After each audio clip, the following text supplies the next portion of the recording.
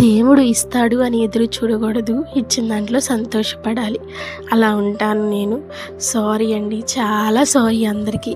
ఎందుకు అనుకుంటున్నారా, వరలక్ష్మి వ్రతం అయిపోయి చాలా రోజులు అవుతుంది, కానీ నేను ఇప్పుడు అప్లోడ్ చేశాను. కొంచెం చూడండి ఫ్రెండ్స్, సబ్స్క్రైబ్ చేయండి.